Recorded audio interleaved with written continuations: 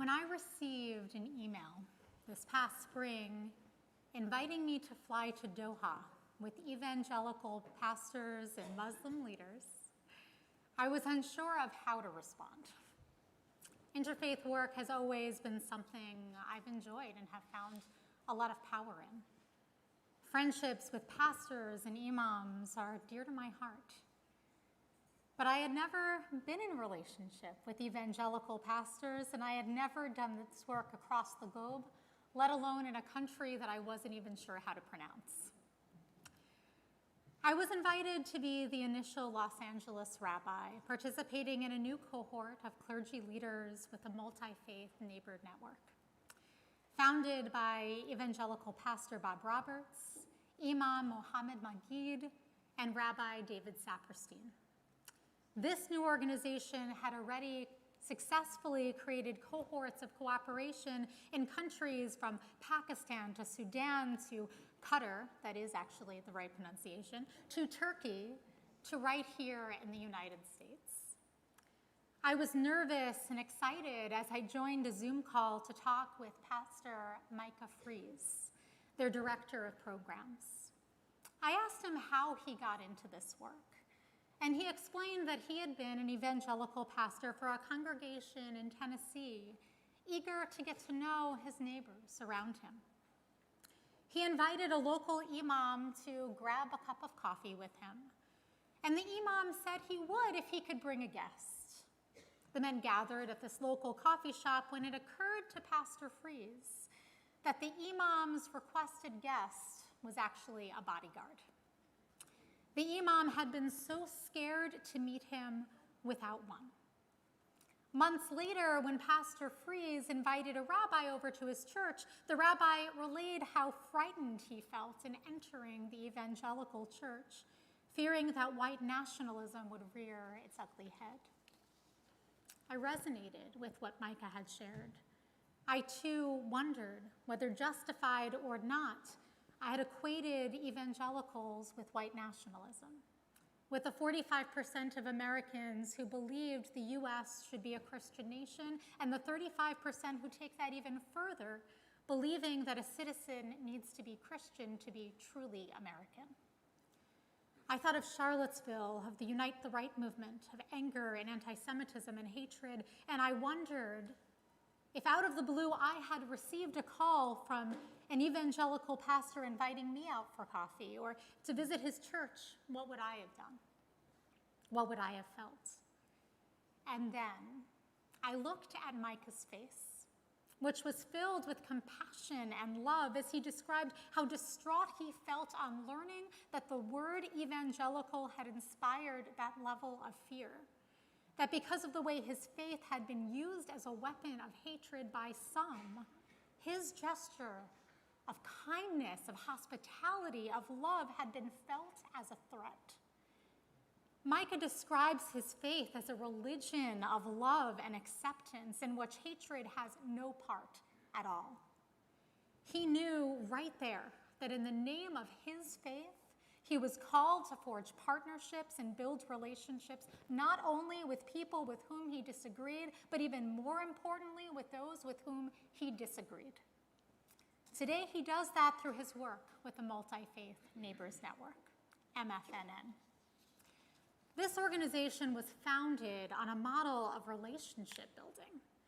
Its goal is bringing together clergy to work cooperatively, even in the face of irreconcilable political and theological differences, and demonstrating and acting on the love, care, compassion, and grace inherent to each one of our faith traditions. This was a mission I could get behind. All right, I told Micah, still a little bit nervous. I'm in. We live at a time when polarization is intense and growing stronger. According to last year's Pew study, 54% of Democrats have very unfavorable views of Republicans, and 62% of Republicans have very negative views of Democrats. Americans see the other party poorly and are increasingly likely to assign negative personality traits to those who disagree with us. seeing the best in ourselves and the worst in others. This is true with politics, and this is true in religion. Over the past several years, I've had enough conversations with many of the people in this room to know that you feel those divides. Some of our relationships with loved ones have fallen apart or remained deeply strained because of our religious and political differences. How can we bridge these divides when we don't even agree on the same set of facts? At some point, we just stop seeing one another. It wasn't always this way. It's true that many avoided talking about politics and religion in polite company, but radio stations at least attempted to handle issues without bias. In 1987, legislation went through that changed the course of national discourse. Up until this point, the Fairness Doctrine Act required broadcasters with opinionated programming on controversial topics to offer a variety of viewpoints. The system was far from perfect, but once eliminated, it paved the way for partisan and ideological news networks. Conservatives soon flocked to conservative channels and liberals to progressive ones. All of a sudden, it wasn't only that we disagreed, we didn't even hear what others were saying. Today, when algorithms determine what shows and articles appear on our computer screens, polarization is becoming even more stark. A funny thing happens, wrote social psychologist Jonathan Haidt, when you take young human beings whose minds are evolved for tribal warfare and us then thinking, and you fill those minds with binary dimensions. You tell them that one side in each binary is good and the other side is bad. You turn on their ancient tribal circuits, preparing them for battle. Many students find this thrilling. It fills them with a sense of meaning and purpose. But the 4th century Talmud, it offers something different. It offers another way. It teaches that when two passionate people are engaged in debate, are engaged in conversation about something that matters, are engaged in Torah study, they will become adversaries in the course of their disagreement. It will happen. But, the Talmud teaches, they cannot move from where they are unless they become beloved to one another again. The rabbis understood that when something important is at stake, there is bound to be conflict and disagreement. The Talmud itself is full of arguments, and not all of them are pretty, trust me, but they are recorded. Each view, even if a view is rejected almost entirely by other rabbis, it remains in the Talmud with the understanding that attitudes may change over time.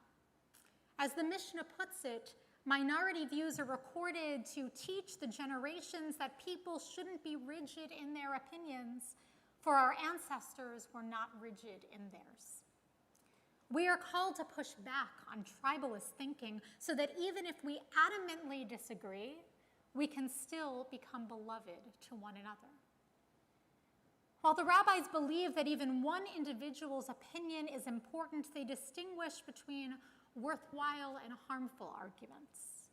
Worthwhile debates, as the rabbis put it, are debates that are for the sake of heaven, while harmful ones are not. An argument for the sake of heaven is one in pursuit of truth, not victory. It happens when people gather together with the intent of figuring out what is best for the greater whole, what is true, what is moral, what is right. It comes with humility, with the open-mindedness to hear what someone else has to say, because their words may hold wisdom that we did not consider. If an argument is for the sake of heaven, if I win, I win. But if I lose, I also win because I had the blessing of being exposed to a greater truth that had previously eluded me. If an argument is for the sake of victory, if I lose, I lose.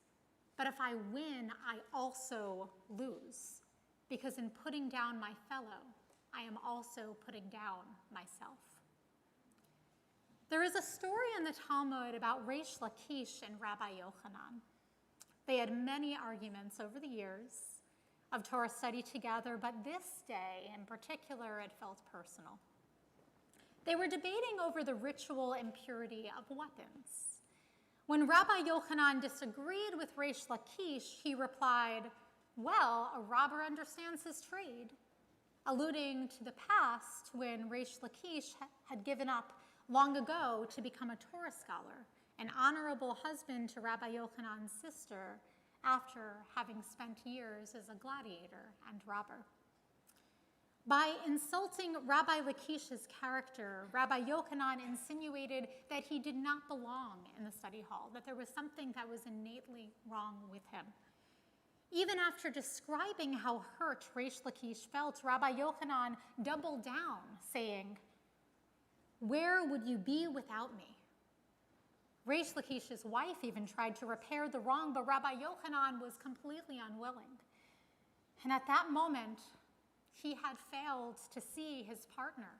He had failed to see his friend as a human being. He allowed his anger to outweigh his better judgment. A short while later, Reish Lakish dies, and Rabbi Yochanan begins to mourn for his friend. He seeks another chavruta partner, someone to study Torah with, someone who perhaps would understand him and agree with him more.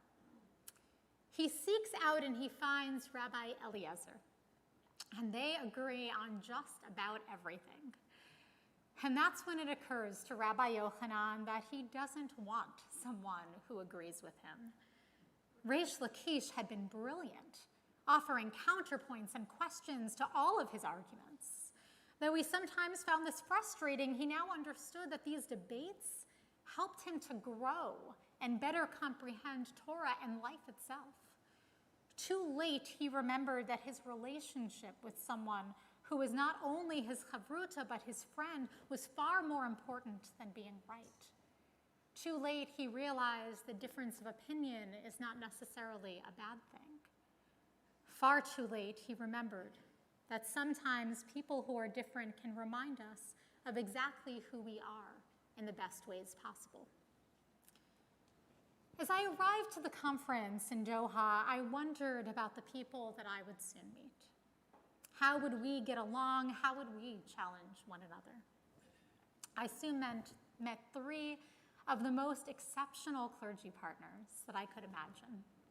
Imam Abdel Hamid and evangelical pastors Joshua and Noemi Chavez, all from Long Beach. We traveled all the way across the world to meet neighbors right in our own backyards. And there was so much that we had in common, so much we were already dreaming of doing together, but I still held my breath a little bit. What would it be like to talk about things that we disagreed on? Imam Abdel Hamid and I had the chance to discover that over lunch on the second day of the conference. As we learned about one another's upbringings, values, and families, slowly the conversation drifted to politics.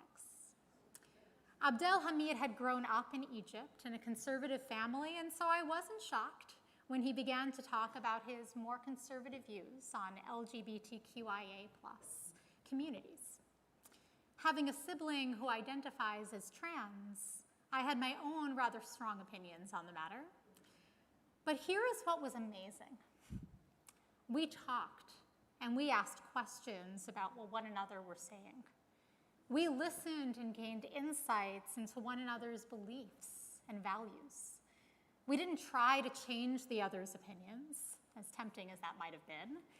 Instead, we had a conversation, a debate that was coming from a place of curiosity, a place of relationship building. Although we left the table on opposite sides of the debate about a topic which both of us felt very strongly, we left it with more respect for one another. If the parties conflict, truly love one another in their heart and soul, if the parties in conflict truly love one another in their heart and soul, taught Hasidic commentator Eb Shivitz, this is the sign that their disagreement is for the sake of heaven. However, if they are enemies and holding on to hatred for one another through their debate, this is not for the sake of heaven. Imam Abdel Hamid and I had an argument for the sake of heaven, and I was filled with hope for all we had yet to do together, for all that was possible. The rabbis teach that disagreements and differences aren't meant to be ignored. We're not meant to compromise our values to make someone else feel comfortable. When we do disagree, though, we must do so with civility. There's a story about Hillel and Shammai who debated a matter for 3 whole years without being able to find compromise. And the house of Shammai claimed that they were right, the house of Hillel claimed that they were right, and they were so locked in their debate that they called out to God and said, "God, who is correct in this matter?" And a voice came down from the heavens that said, "You and you are both right." Now, they believed completely diametrically opposed things, and yet God said that they were both right.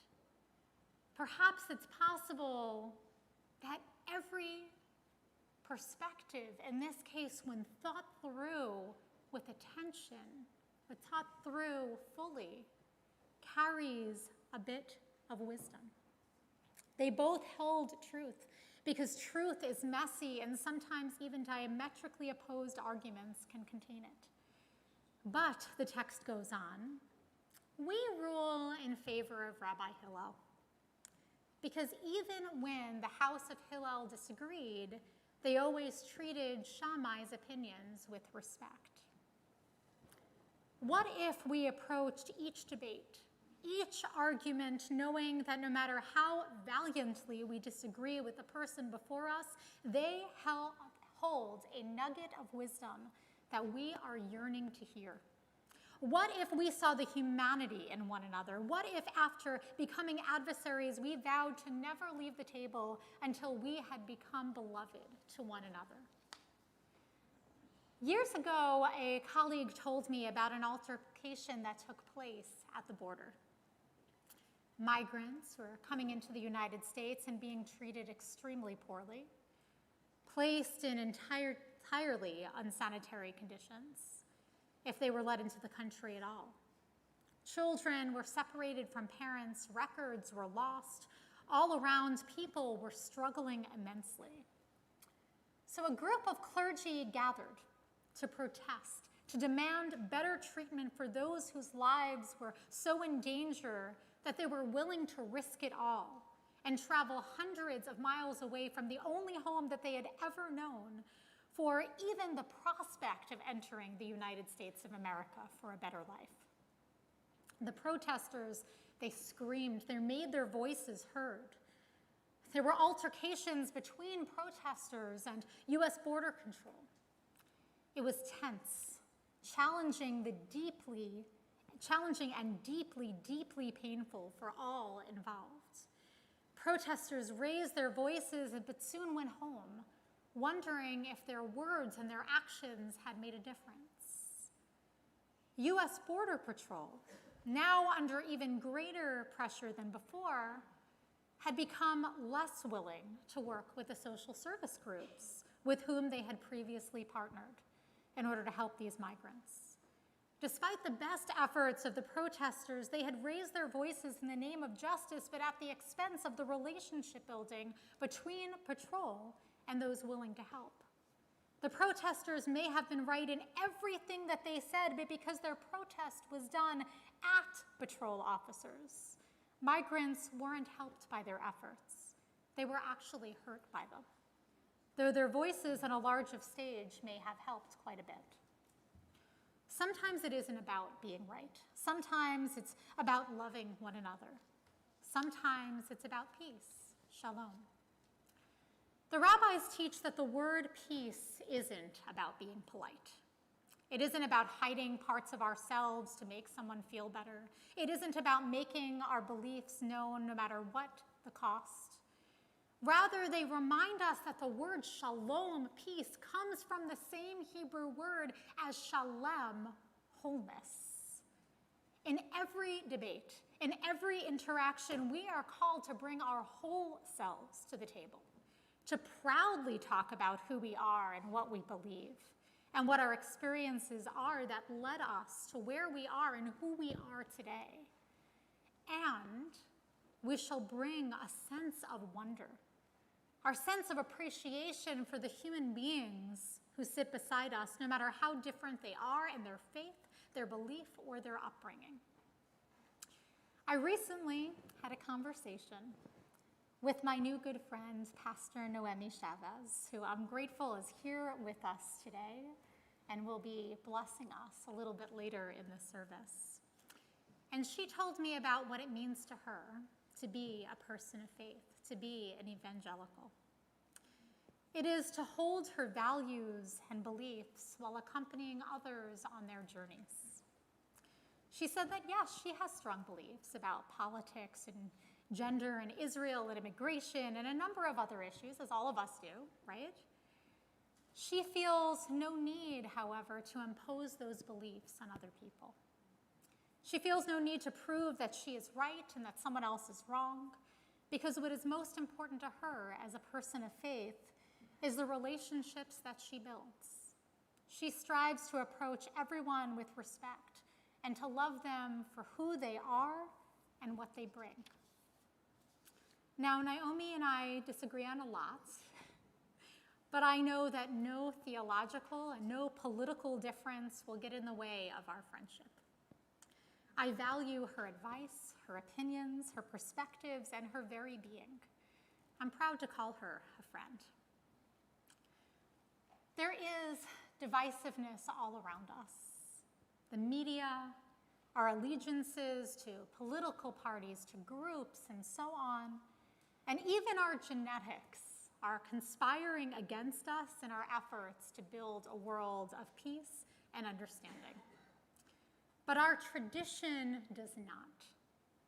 Judaism teaches that however strongly we believe in something, we always have room to learn and grow. It teaches us that it is imperative that we honor one another not only in moments of tension, not only in good moments, but also in moments of tension as well. It teaches us to not ignore or run from our differences, but to approach them from a place of curiosity and relationship, to have arguments only for the sake of heaven.